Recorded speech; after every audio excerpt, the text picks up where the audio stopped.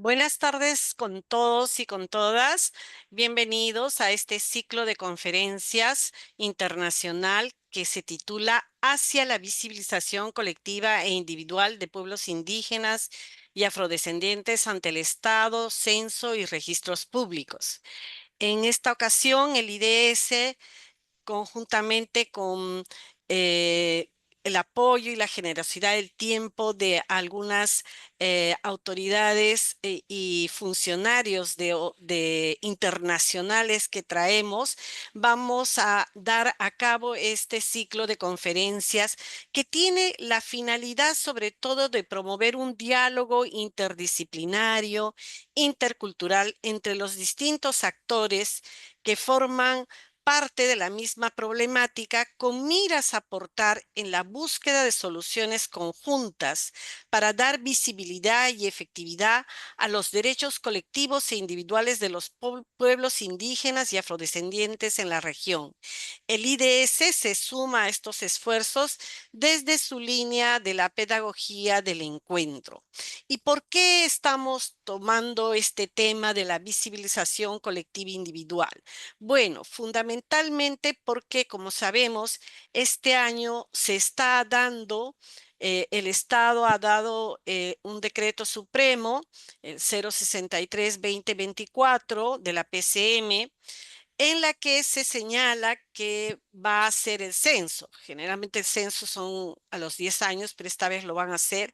Y pues hay toda una problemática en torno a la participación de los pueblos indígenas y afrodescendientes en la construcción de la pregunta de autoidentificación, así como también que la propia pregunta que señalan que todavía no está lista, pero que le están haciendo, tiene el jefe de la INEI ha declarado que es muy probable que sea similar, muy parecida o casi la misma que se usó en el censo del 2017.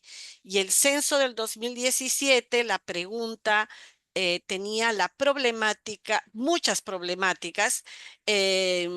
Una de ellas era que confundía pueblo con lengua, otra el problema de la racialización, porque introducía categorías raciales del fenotipo como mestizo, blanco, y esto va a generar, como ya sabemos, serios problemas para la autoidentificación, puede tener impactos negativos, como ya se han demostrado en otras experiencias censales.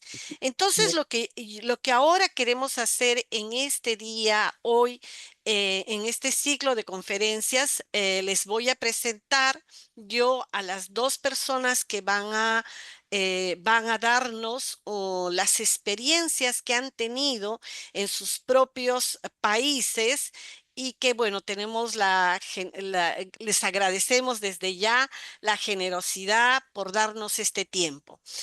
Voy a presentar a las dos personas, luego voy a terminar yo de hacer unas breves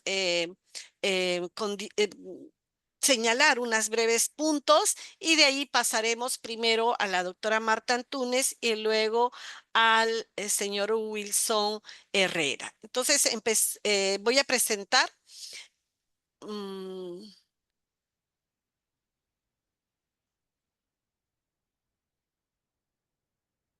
la doctora Marta Antúnez es doctora en antropología social, eh, en en Ciencias Sociales y Desarrollo, Agricultura y Sociedad por la Universidad Federal del Río de Janeiro y tiene una graduación en Economía por la Universidad Técnica de Lisboa, el Instituto Superior de Economía y Gestión. También ha trabajado en cooperación internacional, ha realizado y organizado investigaciones, tanto en eventos nacionales e internacionales, y coopera con la edición de la revista internacional eh, Aliment- Alimentos, ¿no? Food Files. Bien, luego tiene ha desarrollado muchos cargos y bueno, ahora último, desde el 2016 pasó a integrar a la gerencia técnica del Censo Demográfico del Instituto Brasileiro de Geografía y Estadística, un equivalente al INEI, siendo responsable por la coordinación del grupo de trabajo de los pueblos y comunidades tradicionales del Instituto Brasilero de Geografía y Estadística. Ella va a ser la primera ponente y luego vamos a tener segundo ponente a el señor Wilson Herrera. Él es del pueblo Nasa de Colombia y también tiene experiencia en consultoría, investigación y docencia universitaria, en ciencia política, sociodemografía y economía, desde perspectivas y metodologías cuantitativas y cualitativas. Tiene una sólida trayectoria en el tema del ordenamiento territorial, aplicado a enfoques de población, cartografía social y análisis espacial para el desarrollo de las estrategias de planificación y gestión territorial. Y bueno, también tiene experiencia en el diseño de censos, población y agropecuarios, así como la aplicación de encuestas. Ha hecho trabajo comunitario, intervención social en proyectos sociales, académicos, con soluciones sostenibles para los pueblos indígenas. En la actualidad, el el señor Wilson Herrera tiene el cargo de él tiene el cargo de coordinador general del Sistema de Monitoreo Territorial de la Organización Nacional Indígena de Colombia. Esto es el ONIC, ¿no? De Colombia. Bien, yo solamente antes de que empiece quería compartir con ustedes una data que me parece importante y central para entender un poco lo que vamos a debatir, eh, porque también la data que un poco quiero compartir con ustedes es justamente el hecho de que en el mundo, ¿no? Tenemos 5.000 pueblos, de las 6.700 lenguas, también son 4.000 de los pueblos indígenas, 5.000 pueblos originarios.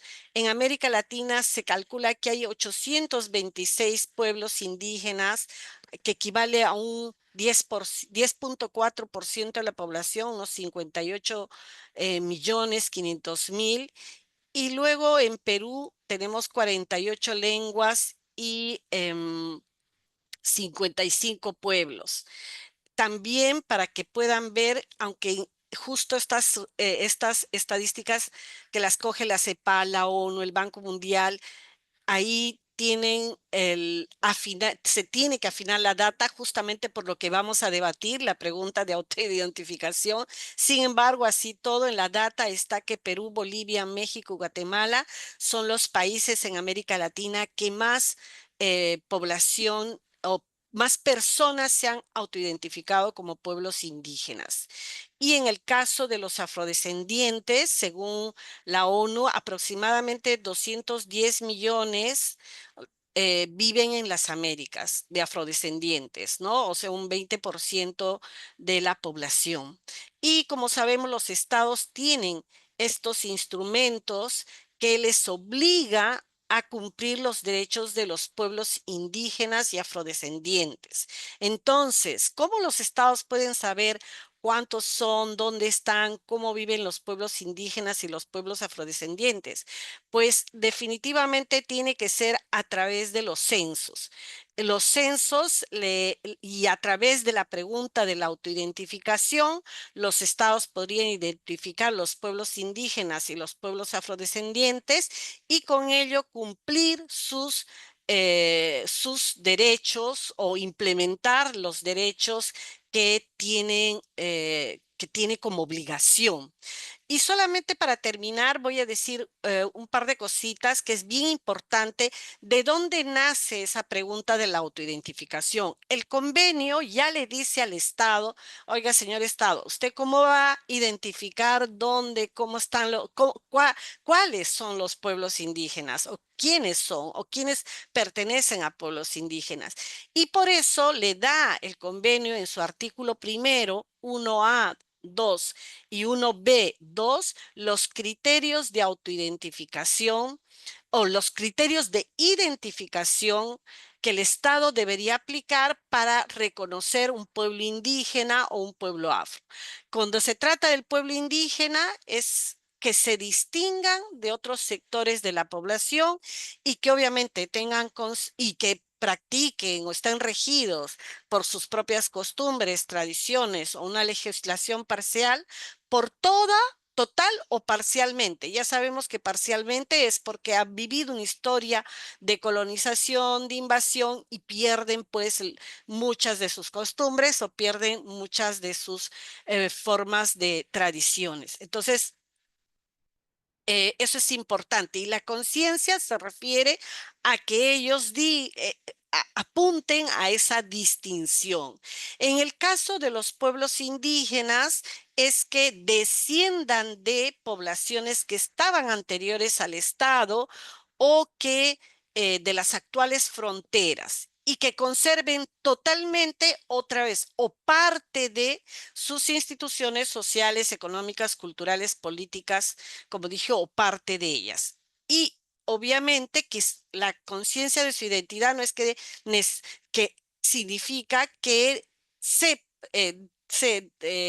reconozcan como descendientes de y como que tienen prácticas propias. Eso es lo central que es lo que genera o ayuda a la pregunta de la autoidentificación. Entonces, tenemos que llegar o apuntar a esas preguntas para que, o a esa meta con esos criterios para poder visibilizar, ¿no? Y el Estado tiene que visibilizarlos a nivel individual y a nivel colectivo. Entonces, el censo es una manera de visibilizarlos a nivel individual y los estados estarían obligados a que los pueblos participen tanto en la elaboración de la pregunta como participen en todo el proceso de lo que va a ser el, el mismo censo. Entonces yo le dejo la palabra con esta pequeña introducción a a Marta Antunes, a la doctora Marta Antunes, para que pueda empezar con su exposición que tiene media hora para ello. Adelante. Gracias, Soraya. Gracias por la invitación al IBGE, o Instituto Brasileño de Geografía y Estatística. Les hablo desde Brasil. Es importante mencionar para ustedes que nosotros en Brasil hacemos la investigación del pertencimiento étnico-racial desde el 1872. Entonces, lo hacíamos mucho pensando en la cuestión de la color de la piel, pensando en el proceso de la esclavización y su abolición, y a lo largo del tiempo se fue cambiando la forma como la pregunta era hecha de color o raza y también la forma como las posibilidades de contestarla se colocaban para la población. Entonces, hasta 1950, la idea es que la gente se clasificase entre blanca, parda, preta o cabocla. Y ahí se pensaba mucho en la color de la piel, la fenotípico de las personas pretas, pardas, blancas, o la ascendencia indígena de la gente que en ese tiempo se pensaba que estaban sumiendo, ¿no? Se mezclando con la población en general. Es en el 50 que nosotros pasamos a tener el Instituto de Estadística responsable por el censo, y pasamos a tener también las categorías más estables y también la idea de que quien hace el censo tiene que respetar el principio de la autoatribución sobre la color de la piel. Y ahí estamos hablando de color para los blancos, pretos, pardos, que pardos para nosotros puede ser fenotípico o la mezcla de ascendencia afro con ascendencia blanca, con otras ascendencias como indígena. Entonces, a partir del 50 y del 40 se comienza a también investigar las personas con origen oriental, los chinos, los japoneses, coreanos.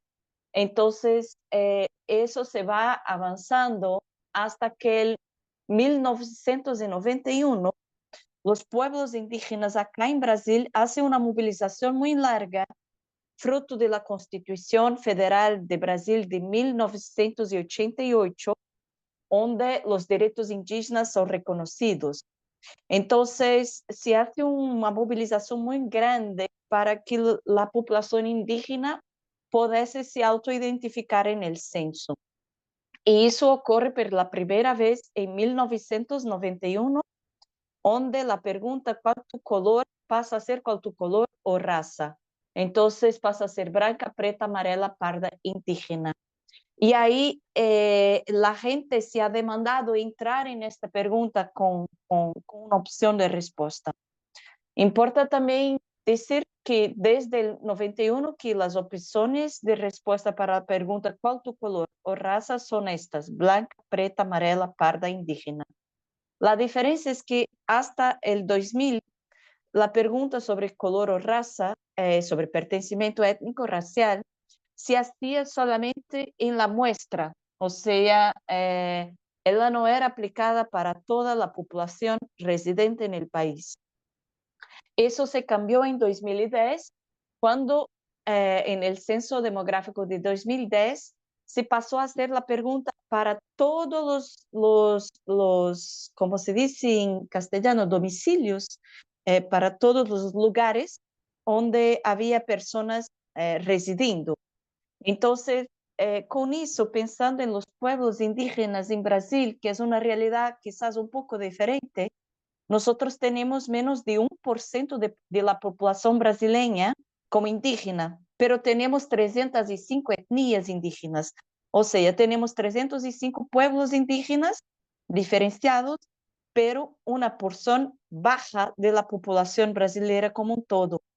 Entonces, en los cuestionarios de muestra, nosotros no conseguíamos hacer un buen conteo de las personas indígenas. Entonces, lo que hicimos en 2010 es pasar la pregunta ¿cuál es su color o raza? Para el cuestionario que aplicaba a toda la gente. Además de eso, en 2008, en una cooperación con los países del Mercosur, se hizo una prueba piloto donde se demostró que la pregunta de cuál tu color o raza no funcionaba bien para los indígenas. Los indígenas no se sentían representados por la idea de fenótipo, ni por la idea de raza, pero sí como un pertenecimiento étnico. Pero la pregunta, como les mostré, ya estaba en Brasil operando desde el siglo XIX. Entonces, lo que se hizo para el censo 2010, fruto de las pruebas piloto y de la forma como los indígenas contestaban la pregunta de color o raza, fue abrir una segunda pregunta, que es la pregunta que está más alineada con las recomendaciones del CELAD, que es una pregunta más directa, que es: ¿usted se considera indígena? ¿Sí o no? O sea, no lo mezclo con la color de la piel de la persona, pero sí le hace una pregunta directa.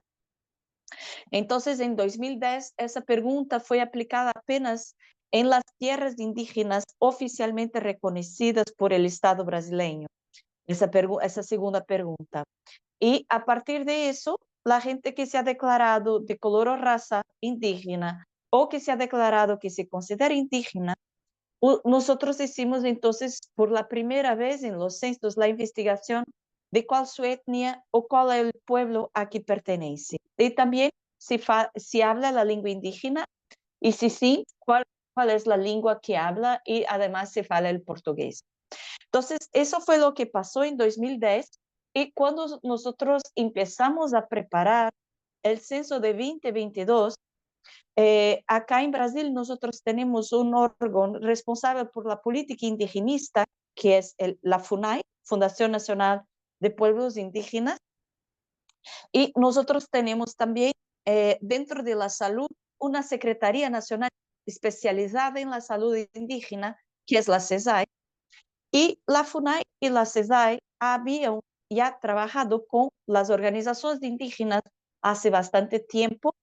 Y cuando nosotros empezamos a preparar el censo 2022, la gente nos dice, bueno, para hacerlo y para 2022 nosotros precisamos mejorar algunas cosas, porque no solo la forma como se pregunta, o sea, cuál es la redacción de la pregunta, pero dónde esa pregunta complementar sea aplicada, pero también la operación como un todo precisa ser repensada. ¿Por qué? La gente sentía que nosotros en Brasil no estábamos haciendo un conteo representativo de la totalidad de personas indígenas que nosotros teníamos en el país. Además, nuestra pregunta de color o raza mezcla en la categoría pardo los descendientes afro y los descendientes indígenas que ya no se sienten parte del pueblo indígena, pero que también no se consideran blancos. Entonces, con eso teníamos dos retos para empezar el trabajo para 2022, para nuestro último censo, que sería mejorar la metodología censitaria para hacer el censo de los indígenas y al mismo tiempo inserir la posibilidad de autoidentificación de pertencimiento étnico de las comunidades afrodescendentes, que en Brasil tiene una particularidad que les llamamos de comunidades quilombolas, que no son todos los afrodescendentes, pero los afrodescendentes que tienen un grupo étnico bien definido por orígenes comunes, historia propia, relaciones con un territorio específico, además de la negritud y también de la resistencia a la opresión sufrida en el periodo del esclavismo acá en Brasil. Entonces, empezamos la preparación en 2016 para el censo demográfico de 2022 con tres retos: mejorar el censo indígena, hacer el censo quilombola y, al introducir un nuevo grupo étnico en el censo, construir una metodología para que en el próximo censo nosotros podemos retratar los 28 grupos de pueblos y comunidades tradicionales que tenemos acá en Brasil, además de los indígenas y de los quilombolas. Entonces, esos eran los retos y ahí les conto cómo hicimos para construir una pregunta para los pueblos afros para que la pregunta funcionase y también cómo, además de la pregunta, lo que arreglamos en la operación como un todo a través del proceso de consulta previsto en el convenio 169, 169, ¿no? Cómo que arreglamos toda la metodología censitaria para pensar en cada demanda de planeamiento censitario y de operación censitaria, lo que necesitamos cambiar para que los indígenas se sientan confiantes de se declarar indígenas perante el Estado brasileño, para que los quilombolas se sientan confiantes de se declarar quilombolas perante el Estado brasileño. O sea, para que la gente se sienta confiante en declarar su pertencimiento étnico. Entonces, para eso empezamos en 2016 un proceso de consulta libre, previa e informada, como prevé el convenio 169 de la Organización Internacional del Trabajo, pasando por lo que llamamos los 6 pilares básicos del censo. Primero, cómo construir una cartografía censitaria participativa para que nosotros saibamos que estamos llegando a una comunidad indígena o una comunidad quilombola. La otra era qué pregunta vamos a hacer para los quilombolas para que se puedan identificar y lo que podremos mejorar en la pregunta indígena. Mi cámara no está yendo. Deja ligar la otra cámara para ver si va. Ahora sí, Marta. Bueno, estamos Gracias. con dos cámaras, pero tranquilo.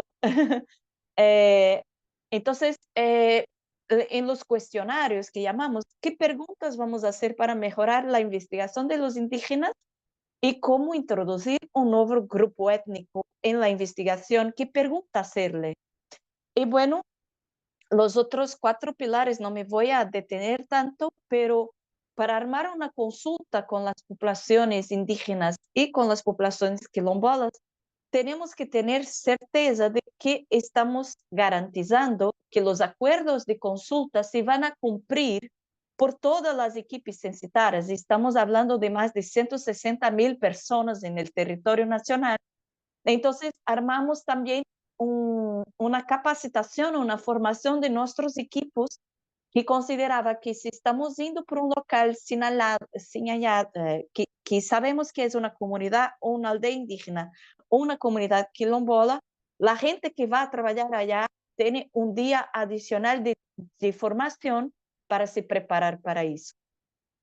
Además, por otro lado, teníamos una preocupación de los liderazgos, tanto indígenas cuanto quilombolas, de que nosotros hiciésemos una comunicación con ellos pensando o censo para ellos. Entonces, tenemos todo el censo demográfico que está aconteciendo en Brasil, pero una campaña del censo para los indígenas, una campaña de sensibilización del censo para los quilombolas, en que ellos decidieron lo que se comunicaría, cómo se comunicaría, de qué forma hacerlo.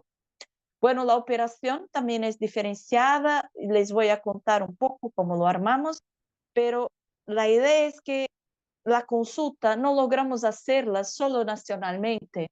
Además, cuando hablamos de 305 pueblos indígenas en Brasil, yo no tengo la representatividad nacional o regional para armarle el proceso de consulta sin que yo tenga una flexibilización para que mi operación haga microprocesos de consulta locales. Lo que hicimos también durante la operación, armando un procedimiento de que llegando a la comunidad, yo procuro el liderazgo indígena o el liderazgo quilombola para le presentar el censo y hacer un cuestionario colectivo. Y Soraya llamaba la atención de la importancia de los datos sobre la colectividad también, no solo sobre las personas. Y ahí después hacia la operación. Y bueno, toda la divulgación de resultados también está siendo algo de consulta.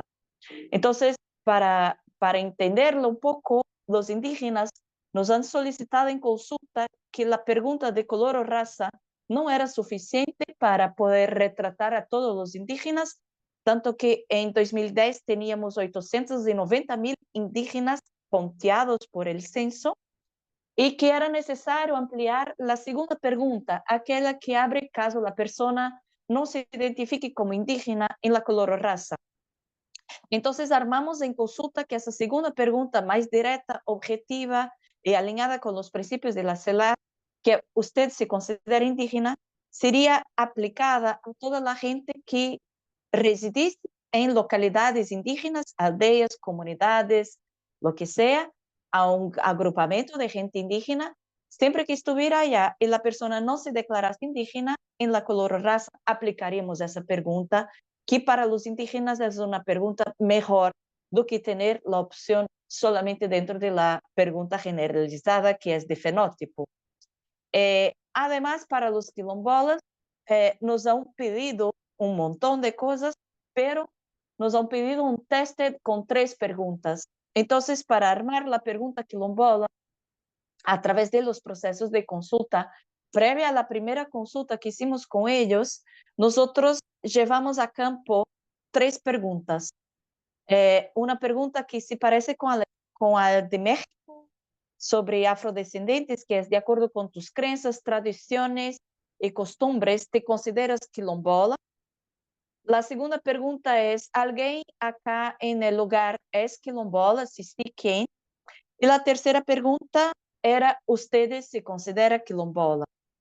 Y fue muy interesante que nosotros acá en Brasil tenemos un proceso de crecimiento de las religiones neopentecostais muy largo. Entonces, la gente en las comunidades recibía las tres preguntas, en cada hogar hacía una pregunta.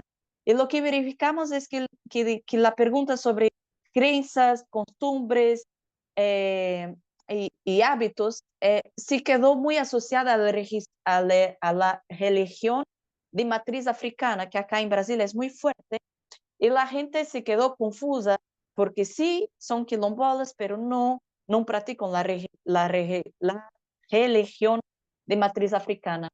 Entonces, esta pregunta nos trouxe 20 puntos percentuales abajo de las otras dos preguntas. Además, para decidir cuál de las otras preguntas usted se considera quilombola, nosotros utilizamos no solo los percentuales, pero nuestra observación cualitativa sobre cómo la gente se relacionaba con la pregunta. Entonces nosotros vimos que cuando preguntamos, ¿usted es quilombola? La gente nos contestaba con, mi territorio es reconocido por el Estado, yo estoy asociado de la Asociación Quilombola. Entonces algo muy protectivo de que tengo como probarlo. Y cuando nosotros utilizábamos la pregunta, ¿usted se considera quilombola? La gente empezaba a contar sobre la historia de la comunidad, sobre las relaciones de parentesco unos con nosotros, hasta dónde es su comunidad, hasta dónde es su territorio. Entonces, algo más relacionado al orgullo y no a la prueba. Entonces, llevamos esos resultados para la primera etapa de consulta en 2018 para los liderazgos quilombolas, y ahí se decidió que la pregunta que iría para el censo 2022 sería la pregunta, ¿usted se considera quilombola? Entonces, llegamos con dos preguntas similares para los pueblos indígenas y para los afro-quilombolas, que era, ¿usted se considera? Para los indígenas investigamos la etnia y para las comunidades quilombolas su pertencimiento comunitario. Entonces, con eso avanzamos a lo largo del 2018, 2019 y armamos todo el proceso del censo. Como ustedes saben, tuvimos una pandemia y después tuvimos la recusa de financiar el censo acá en Brasil en 2021 por el gobierno federal. Entonces, fue solo en 2021 que el Supremo Tribunal Federal ha obligado al gobierno a financiar el censo. Entonces, nosotros precisábamos hacer toda la sensibilización de nuevo con los liderazgos. Entonces, nosotros trabajamos en todo el proceso, como se puede observar, con liderazgos pertenecientes a una organización que es la organización nacional que representa a la población quilombola, que está presente en 24 estados de nuestra federación, son 27 estados al total, siendo que 2 estados acá en Brasil no tienen población quilombola. Y en esta organización se ha decidido tener 2 representantes para cada una de las grandes 5 regiones de Brasil. Entonces, además de los representantes de la población quilombola, nosotros contamos con la ONU, la Observación Internacional del Fondo de Población de las Naciones Unidas, y contamos con los órganos gubernamentales que hacen la política territorial y de asistencia social para la población quilombola. Entonces, contamos con 3 órganos públicos con sus técnicos en todo el proceso. Para los indígenas, nosotros en Brasil, no sé cómo es en Colombia, Perú, nosotros tenemos una organización nacional que es la APIB, Asociación de los Pueblos Indígenas de Brasil, pero nosotros tenemos 30% de las tierras indígenas de Brasil en una única unidad de la federación, que es Amazonia. Entonces, nosotros contamos, além de la Asociación Nacional, con representantes de asociaciones regionales de la Amazonía y también con representantes de las poblaciones indígenas del nordeste de Brasil, que son realidades muy distintas acá en Brasil de los pueblos indígenas. Y también contamos con los órganos indigenistas, entonces con la FUNAI, la Fundación Nacional de los Pueblos, responsable por la territorialización de las tierras indígenas. Contamos con la salud indígena, con el Ministerio de Educación Diferenciada Indígena y también con las asociaciones de antropólogos que acompañan la población indígena. Entonces, armamos las etapas de consulta, ¿sí? Y cuando llegó al 2021, fue necesario hacer una serie de seminarios para retomar los acuerdos, para hacer la sensibilización ahí más regional y local con la población. Todo eso fue algo de testes y bueno, importa también informar que además de la pregunta de autoidentificación, nosotros tenemos en Brasil situaciones muy diferenciadas de pueblos indígenas. Tenemos los pueblos indígenas en situación de isolamiento voluntario que no censamos, que nadie aborda esos pueblos acá. Tenemos los pueblos indígenas en situación de recién contacto, que no hablan portugués, que tienen una relación diferente con el Estado y con el entorno, y muchos de ellos que no son monetarizados. Entonces, para esos pueblos, además de la pregunta de pertencimiento, tuvimos que hacer ajustes, mudanzas, cambios en las cuestiones que son aplicadas para esos grupos.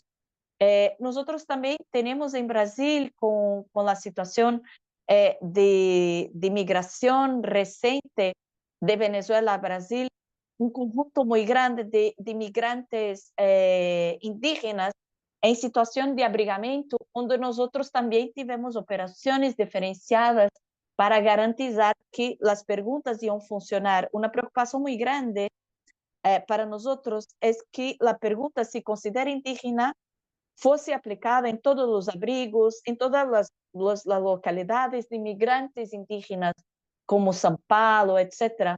Porque nossa pergunta de color ou raça não faz sentido em América Latina como um todo. Então, a gente não está acostumbrada e estávamos muito preocupados de não conseguir caracterizar a los indígenas. E nós temos também indígenas em situação urbana, dispersa, además de los que estão em aldeias e comunidades. Entonces, en el caso de los indígenas, además de la pregunta ¿se considera indígena?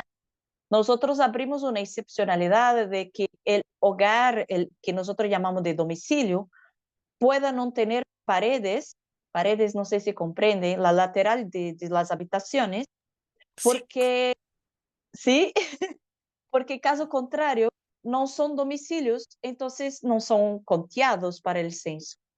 Y nosotros también inserimos una pregunta diferente para religión, porque los indígenas no estaban entendiendo la pregunta de religión y no estaban contestándola con, con respuestas que fuesen válidas. Y para los quilombolas hacemos las mismas preguntas que toda la gente y la pregunta si considera quilombola. Y bueno, nos tenemos una particularidad que como trabajamos con dispositivos electrónicos, no podemos decidir cómo abrir las preguntas dependiendo de dónde estamos. Entonces, como era la primera vez que íbamos a investigar la población quilombola, estábamos muy preocupados porque la gente en Brasil, cuando se afasta de las comunidades, no entendía la pregunta y ahí nuestro cuestionario se trababa. Nosotros hicimos en este primer censo una pregunta con abertura controlada a las localidades premapeadas por el IBGE en parcería con las comunidades. Entonces, solo habría la pregunta, ¿usted se considera quilombola en áreas premapeadas por el IBGE? Así como la pregunta, ¿usted se considera indígena? Entonces, eso nos colocó un reto muy grande que hacer una buena cartografía censitaria para que la gente se pudiera quedar con las preguntas abriendo. Entonces, para eso, nosotros hicimos un trabajo muy largo de uso de informaciones oficiales de la localización de las comunidades, también con el uso de imágenes de satélite, pero principalmente con el movimiento de organizaciones indígenas, quilombolas, instituciones académicas o de apoyo regionales, locales, ONGs, representantes de los pueblos, etcétera. Y hicimos muy trabajo de campo, mucho trabajo en el campo para hacer un mapeamiento que nos trujese un dato próximo o más próximo posible de la realidad. Y lo interesante es que trabajamos en todo el territorio nacional con esa metodología y también colocamos a disposición de los liderazgos tanto para el mapeamiento cuanto después para el censo, caso algún problema estuviese ocurriendo durante la aplicación del censo, nosotros dejamos un medio de contacto para que los liderazgos pudiesen informar problemas, discutir cuestiones, etcétera, etcétera. Y bueno, avanzando, que ya pasé mi tiempo, les quería mostrar que al final Cinco nosotros minutos. llegamos, nosotros durante el proceso fizemos salas de situación para avaliar con los pueblos indígenas y con las comunidades si los resultados que estábamos alcanzando estaban coherentes con lo esperado. Entonces les mostrábamos cómo estaba el andamiento de la colecta, dónde habíamos censado, las cantidades que estábamos logrando para cada recorte territorial. Entonces con eso trabajamos durante el censo y en los grandes territorios hicimos reuniones de encerramiento del censo, les mostrando cuántos fue, dónde fomos, dónde no fomos, los datos preliminares que logramos para cada recorte. Y bueno, llegamos a una población de 1.330.186 personas quilombolas, que es, que es como se dice, 3 veces el total de personas quilombolas que están en los datos públicos de asistencia social. Además, está acima, más de 10% acima del total de personas quilombolas que han tomado la vacina para la COVID, que era un público prioritario acá en Brasil. Entonces, entendemos que mesmo con la pregunta controlada, nosotros logramos con el censo un dato muy coherente, muy próximo de la realidad y además con un espraiamento espacial, con una presencia espacial en 1.700 municipios, son 5.570 en Brasil, entonces muy concentrada espacialmente. Y además de eso, a través de la respuesta a qué comunidad pertences, para todos los quilombolas, fue posible también identificar de forma geolocalizada, georreferenciada, ¿no? Con el GPS, 7.666 comunidades quilombolas espalhadas en 8.441 puntos en el territorio nacional. Entonces, no solo los datos de cuántos son, cómo viven, pero dónde viven, dónde están localizadas sus comunidades, además de los territorios oficialmente delimitados que hay es un recorte público, fue posible a través de este censo. Y para los indígenas, nosotros casi doblamos la población indígena, entonces se mostró que la apertura de una pregunta más coherente, diseñada de forma focada, direccionada, te preguntando, ¿tú es o no es indígena? De forma directa, se trajo un resultado mucho mejor, además con las mejorías también del proceso de sensibilización, llegada a las comunidades, de trabajo con las comunidades. Entonces llegamos pasamos de 890.000 para 1.700.000 personas indígenas. Y como pueden ver, presentes en casi la totalidad de los municipios brasileños, ¿no? Que son 5.570. Entonces, mucho más ocupando el territorio nacional. Con todo, las dos poblaciones son muy rarefeitas cuando se piensa en percentual. Entonces, mesmo sabiendo dónde están, cuántas son, para hacer una muestra, una pesquisa de muestra, se queda muy difícil. Entonces, el censo realmente es la pesquisa más adecuada para retratar a estos pueblos. Acá pueden mirarle, identificamos 8.567 comunidades indígenas en todo el territorio nacional, presentes em mais de quase 11.000 puntos espaciales. Y se identificó además 6.000 puntos de concentración de indígenas en el territorio nacional, pero que no conforman una comunidad o una aldea. Entonces, así se quedó los resultados construidos de forma colaborativa a través del proceso de consulta libre previa informada con los representantes en todas las etapas del censo. Gracias. Muchas gracias, Marta. Gracias por contarnos con detalle y sobre todo qué interesante ese logro, ¿no? De la participación, ese logro que tú señalas más cercano a la realidad y eso tiene que ver cómo han hecho la pregunta. hacer la pregunta es la clave y sobre todo en el marco de contando con la participación de tanto los afros, los quilombolos, como señalan en Brasil, y los pueblos originarios. Eso me parece muy importante y creo que a eso ha sido, creo, una experiencia exitosa. Tal vez solo más adelante nos comentas del censo anterior al censo, cuánto creció la población, porque me imagino que siendo más cercana a la realidad, probablemente también se haya expandido el número. Bien, yo voy a dar la palabra ahora a nuestro siguiente ponente, que es Wilson Herrera, representante de UNIC, del pueblo Nasa. Y luego después van a haber unos comentaristas que ya los presentaremos en su momento.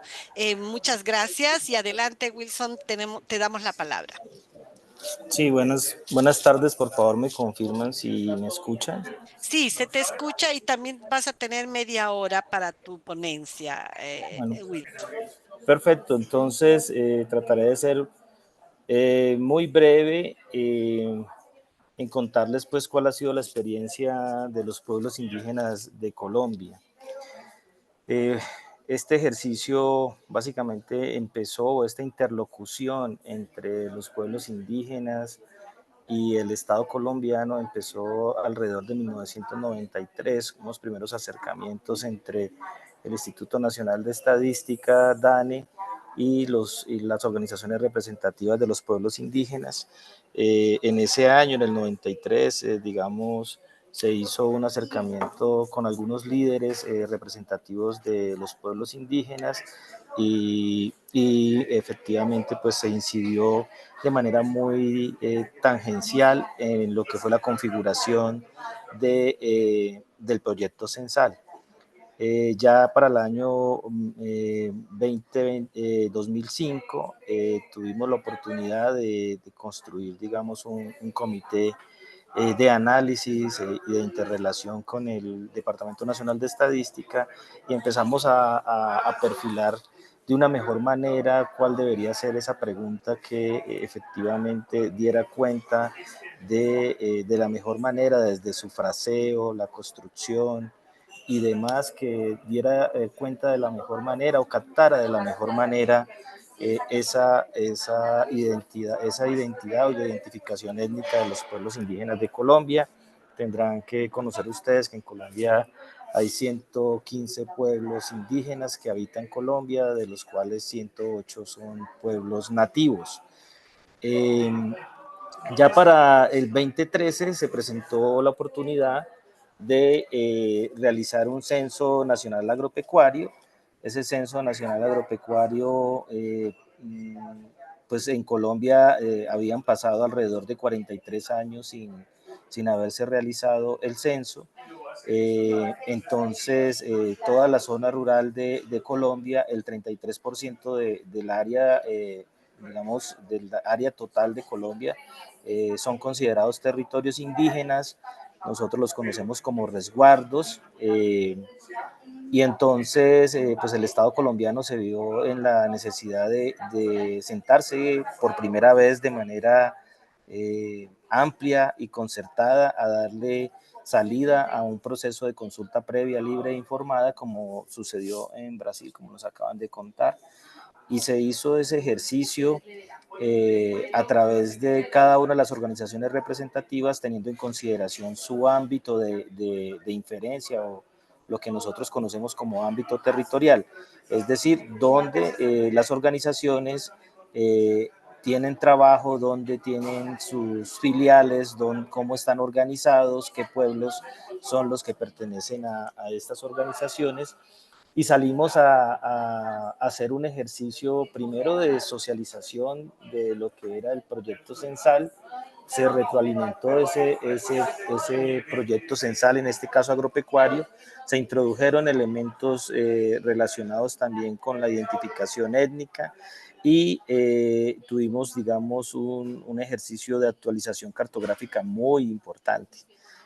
Ustedes se imaginarán después de 43 años sin haberse actualizado las cartografías y no tener información del territorio en términos agropecuarios y y de las personas que dan cuenta de estas actividades, pues efectivamente era necesario actualizar todos los elementos cartográficos que permitieran construir las rutas y las metodologías para recabar la información. Entonces se aprovechó no solamente para, en este caso, por parte de los pueblos indígenas, se aprovechó para identificar de manera mucho más precisa y georreferenciar sus comunidades indígenas a partir de métodos participativos, cartografía social y otros, y se levantaron alrededor o se recabó información alrededor de 13.000 comunidades. Esto fue un ejercicio muy importante porque nos dio por primera vez a los pueblos indígenas en Colombia, nos dio cuenta de la magnitud del territorio y de la forma como nos apropiamos del territorio. ¿Dónde estábamos? Casi siempre teníamos muchas dificultades a nivel de la interacción con la institucionalidad. Cuando hacíamos referencia a, bueno, ¿y cuántos son ustedes? ¿Y dónde están ustedes? ¿Y de qué política pública me están hablando? Pero ¿por qué me está diciendo usted que eso pasa en ese territorio? Y etcétera, etcétera, todo lo que tiene que ver con el diseño, evaluación e implementación de la política pública. Siempre en el caso de los pueblos indígenas era un asunto más bien manejado de manera anecdótica, sin datos que permitieran de manera precisa decir, bueno, dónde es que se van a hacer las intervenciones y demás. Entonces esta construcción de esta información fue muy importante. En el proceso de consulta previa libre e informada, acordamos que toda la información que se levantara y que se generara por parte de los pueblos indígenas era propiedad de los pueblos indígenas, quien la facilitaría al DANE para que pudiera ser usada y pudiera ser utilizada eh,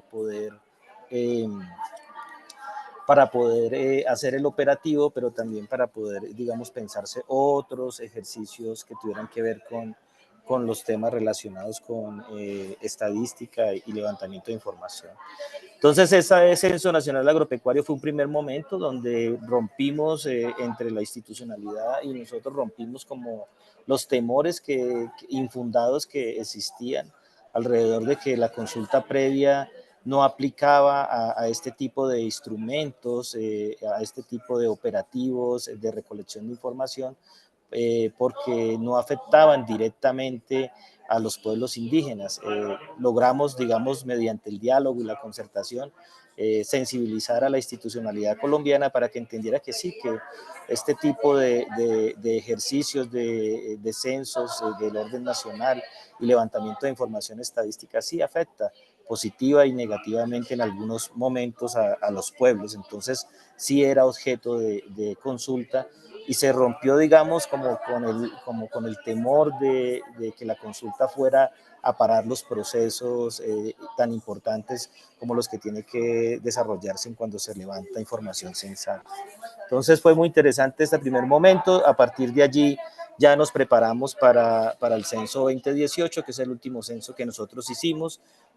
Contarles que, pues, que en el censo agropecuario los pueblos indígenas tuvieron una participación no solo en el diseño del censo, en la validación de las preguntas, en la identificación de las preguntas de identificación fácticas, donde nos centramos muchísimo en poder cada vez identificar con mayor precisión cuáles eran los territorios o cuáles eran las propiedades de los pueblos indígenas. Eso fue maravilloso porque a partir de la información levantada en el Censo Nacional Agropecuario, encontramos que alrededor de 4 millones de hectáreas nosotros no las teníamos en nuestro inventario, y esos 4 millones de hectáreas se sumaban, digamos, a los territorios que ya estaban reconocidos y que pues siguen siendo territorios que han sido poseídos, ocupados o tradicionalmente en los que han vivido los pueblos indígenas y que por ende tienen derechos territoriales sobre los mismos. Entonces, esto para mis hermanos indígenas, que lo puedan tener en cuenta, nuestro énfasis en el ejercicio no solo era identificar cuántos indígenas éramos, sino que siempre tuvimos en el diseño o en la incidencia en el diseño de los dos censos, agropecuario y de población, tuvimos un énfasis en identificar las territorialidades y dónde estábamos. Para nosotros era muy importante identificar dónde estábamos. Entonces, también producto de esos acuerdos, una vez se procesó la información del censo agropecuario, tuvimos acceso a los centroides de cada una de las unidades productivas agrícolas. Imagínense ustedes, es un cúmulo de alrededor de 150.000 puntos. Entonces, 150.000 puntos más las 13.000 comunidades que ya habíamos identificado en la actualización cartográfica, empezaron a darnos a nosotros patrones de ocupación del territorio, y para nosotros eso pues, es muy importante a la hora de pensarnos todos los temas relacionados con la planeación territorial y la exigibilidad de derechos territoriales. Entonces, ya para el Censo Nacional de Población y Vivienda, pues básicamente nos centramos en incidir en la pregunta de autoidentificación étnica, que ya se las puedo mostrar cómo fue que quedó. Me llamó mucho la atención lo que acaban de mencionar, que preguntar directamente puede, digamos, tener unos mayores impactos en términos de reconocimiento. Tendríamos que seguir discutiéndolo y para nosotros es muy interesante pues de cara a la próxima ronda de censos en Colombia. Entonces, indagamos o más bien incidimos y colaboramos en la construcción de bloques temáticos relacionados con la identificación étnica, cuántos somos y a qué pueblo pertenecemos. Insistimos en los temas territoriales, dónde están nuestros territorios ancestrales, cuáles son las lenguas, cuál es el nivel, cuáles son las lenguas que hablamos y cuál es el nivel de dominio que tenemos de ella, si la hablamos, solamente, si la hablamos y la escribimos, o si solamente la entendemos. Esta pregunta es muy interesante porque también nos ayuda, digamos, a hacer inferencias y como en algunos países hemos logrado observar que cuando no se correlaciona directamente el que se hable la lengua, pero digamos las personas lo entienden, entonces no estaban siendo considerados indígenas. Lo explico.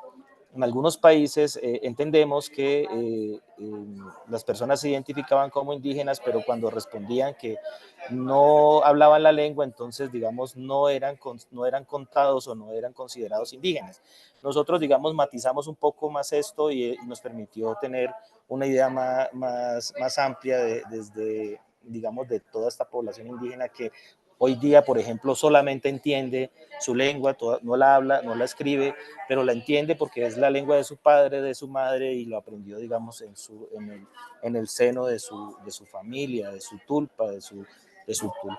También indagamos sobre la medicina tradicional, el uso de la medicina tradicional versus la medicina oleopática, también de nuestro hogar, la familia, cómo está compuesta. Obviamente, al igual que el resto de la población indígena, pudimos hacer un ejercicio de fecundidad, mortalidad y de la dinámica de la población en términos de migración. Pudimos como centrarnos como en esos 7 componentes y avanzamos en la realización del censo del 2018. ¿Cuáles fueron los resultados de este ejercicio? Bueno, los resultados de este ejercicio, además de una segunda consulta previa, ya un segundo momento, ya donde prácticamente se ha institucionalizado en Colombia que a la hora de hacer censos, la consulta previa es un ejercicio legítimo, democrático y que se acoge a la ley, a las leyes nacionales e internacionales que se debe tramitar con los pueblos indígenas. Ya no es una barrera para que se desarrollen los censos. Entonces, digamos que este segundo momento ratifica como ese camino, ese es el camino, hay que hacer consulta previa para que estos asuntos que aparentemente meramente técnicos, que no afectan a la población, pues sí se puedan dialogar con los pueblos y se minimice, digamos, la posibilidad de algún tipo de afectación, insisto, positiva o negativa. Entonces, de los resultados, acordamos dentro de la consulta que una vez procesada la información sería validada con los pueblos indígenas. Ese paso no se dio. El gobierno nacional en ese momento era un gobierno un poco de derecha, y no se dio, digamos, no se cumplió ese ejercicio, por ende no coincidimos en la cifra que, que, que emitió el Estado colombiano. Ellos manifiestan que eran alrededor de 1.9 millones de indígenas. Nuestros datos y nuestro ejercicio de monitoreo al censo nos da que son 2.300.000 personas. Eso no se cumplió, pero se cumplieron otros puntos importantes. Por ejemplo, la entrega de la información. Dentro de los elementos de la entrega de la información se han entregado a las organizaciones indígenas los microdatos censales y la georreferenciación de las viviendas indígenas. Obviamente tuvimos que hacer un ejercicio de anonimización y demás, que aunque nosotros logramos, digamos, junto con un equipo de asesores y técnicos y profesionales, probarle al DANE que no se iba a generar ningún tipo, digamos, de reidentificación con la información entregada. Esa fue una discusión muy larga.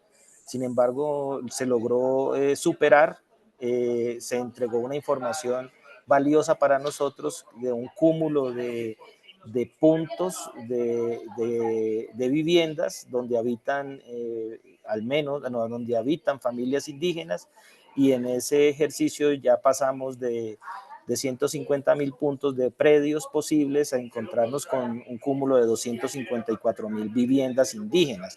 Entonces, nuevamente, insisto, además de los, eh, de los componentes asociados a la medicina tradicional, al hogar, la fecundidad, la migración y demás, donde logramos incidir en el ajuste, lo territorial para nosotros siempre ha sido muy central.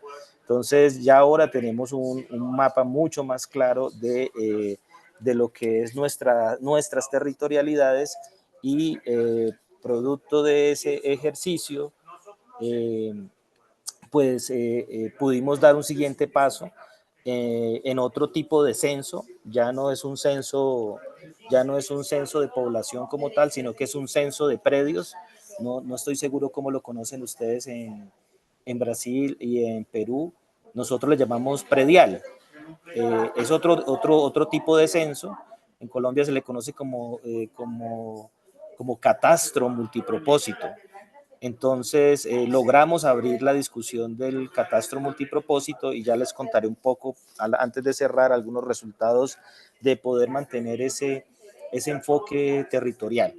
Entonces, bueno, el último censo tuvo ese componente de sensibilización, pedagogía y marketing. Ahí hay unas experiencias muy interesantes en lengua, en la posibilidad, digamos, de hacer llegar la información a los territorios en su propia lengua, a través de la radio, la televisión, videoclips y demás, para sensibilizar y para apoyar, pues, digamos, el proceso de entendimiento y de apropiación del censo dentro de las comunidades. Logramos, al menos como Organización Nacional Indígena de Colombia, tener 1.529 censistas, 433 supervisores de campo, 9 jefes municipales, y empezamos a entender cada vez más esto, o sea, que empezamos como organización a apropiarnos cada vez más de la importancia de lo que implican los levantamientos de información en general, y de que nosotros como pueblos indígenas nos apropiemos de la información para la toma de decisiones, para el ordenamiento del territorio, para la planeación territorial. Entonces, nuestra organización se fortaleció muchísimo en términos de manejo y conocimiento y lectura de mapas, actualización de mapas, de herramientas tecnológicas de georreferenciación, interpretación de imágenes satelitales, etcétera, etcétera. Entonces pudimos hacer todo ese ejercicio, y producto de eso, pues tenemos nuestro sistema de monitoreo territorial que es nuestra herramienta de planeación territorial en nuestra organización, donde recabamos información no solo ya, bueno, con esta línea base que se levantó de comunidades, que ya hoy están alrededor de las 16.000 comunidades. Cada año hacemos un esfuerzo por actualizar la información. Desde el 2013 para acá, cada año hacemos un esfuerzo de actualizar, o cada que bajamos a campo, siempre bajamos a campo con mapas. Todas nuestras conversaciones últimas son con mapas. Si vamos a hablar de política, llevamos el mapa; si vamos a hablar de salud, lo hablamos con el mapa, y así. Entonces, ese sistema pues tiene una base, una línea base, que son las comunidades, las unidades productivas, las viviendas, y últimamente hemos incorporado una capa de mucho mayor detalle, que es toda la capa catastral. Entonces, bueno, allí se tratan temas de derechos humanos, territorio, salud, educación, planes de vida y demás, y se usa muchísimo para la formulación de proyectos y la incidencia. En los dos últimos planes de desarrollo que se han discutido, que también se han consultado con los gobiernos de Colombia, con los presidentes y con sus ministros, eh, contar con información de detalle y apropiarnos del uso de la información para la toma de decisiones nos ha permitido, digamos, llegar a acuerdos muy concretos que se ven, digamos, luego manifestados en los presupuestos, en las reservas presupuestales, en la inclusión de nuestras propuestas en los planes, programas y obviamente en los proyectos, y poder, digamos, hacer un ejercicio de seguimiento y de evaluación al cumplimiento de los acuerdos. Es una, digamos, de las ganancias que tiene que los pueblos indígenas se apropien de estos temas de censales, y sobre todo el uso de la información para la toma de decisiones. Entonces, bueno, aquí hay unas cosas pues que les planteaba, unas oportunidades: acceso y calidad a la información, mejoría técnica del censo y su operativo. Llegamos a zonas donde nunca el Estado colombiano había llegado. El poder hacer estos ejercicios de concertación siempre son una oportunidad para legitimar la información y legitimar la toma de decisiones, y obviamente pues poder ahondar en la construcción de la democracia y la participación. Por otra parte, quisiera como muy rápidamente, ya que los tiempos se me están agotando, quedan alrededor como de 7 minutos. Todavía tienes 10 minutos, Wilson. Tengo 10 minutos. Bueno, entonces voy a ir acá. Esto que les estoy mostrando ahora mismo, esta construcción de mapa, no sé si lo ven suficientemente bien. Voy a tratar de ampliar aquí. Sí se ve. Mejor, mucho mejor. Mejor. Producto de la información que hemos venido, digamos, levantando de línea base y demás, en el último ejercicio que hicimos de consulta previa de catastro multipropósito, pues ya teníamos, yo les explico un poco, teníamos dónde estaban nuestras comunidades, ¿sí? 13.000 comunidades, 16.000 comunidades al final. Teníamos 150.000 predios donde se desarrollan actividades económicas, agropecuarias. Teníamos 254.000 viviendas, y teníamos el conocimiento experto de nuestras comunidades, y empezamos a hablar con ellos, con cada una de nuestras organizaciones, para delimitar cuál era su territorio ancestral. Es decir, hicimos un ejercicio que retomó la ley de origen de cada pueblo, de los pueblos que están afiliados a la ONIC.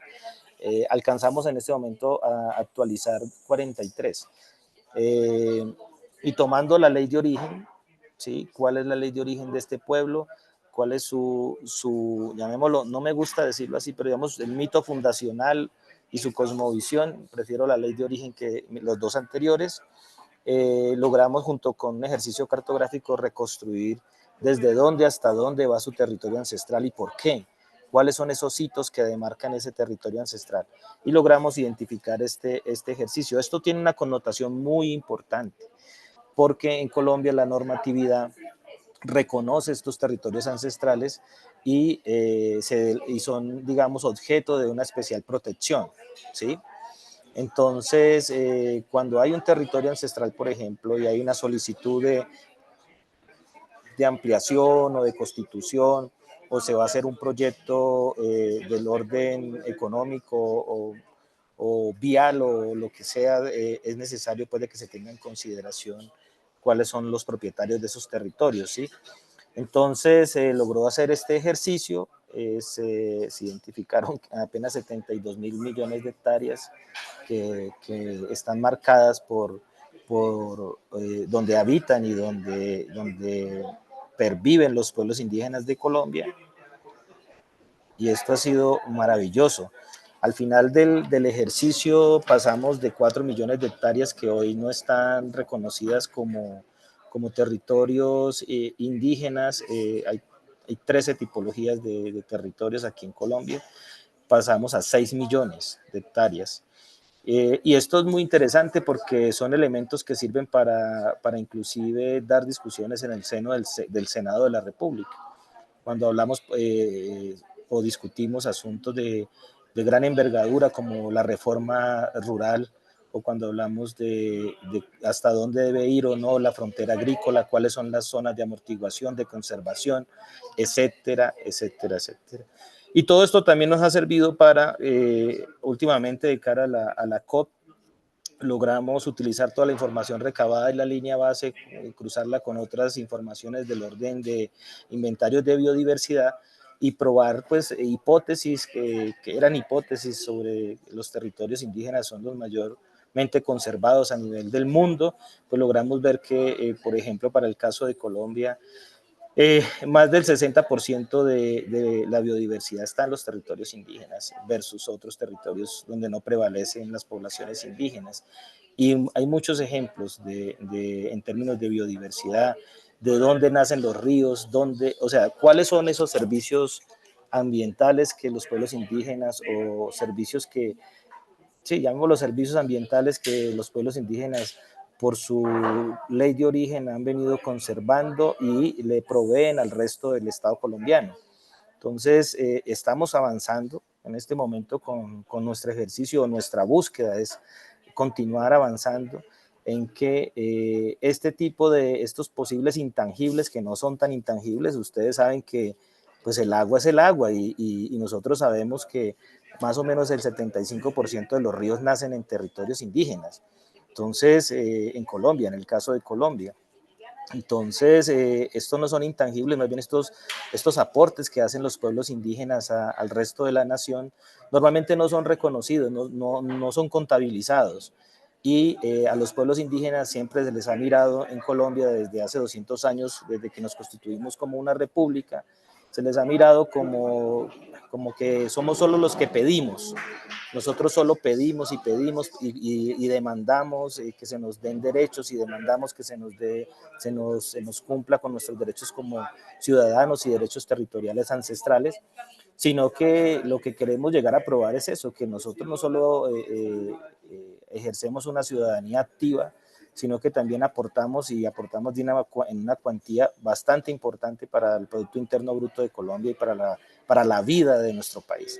Entonces, hasta ya hemos ido avanzando un poco pues en este ejercicio. También nos dimos a la tarea de cosas muy bonitas que se pueden hacer y aprovechar, compañeros indígenas que me escuchan, cuando hagan censos y cuando levanten información. Nosotros aprovechamos para que en el marco de la consulta levantáramos información de dónde están sitios sagrados para protegerlos.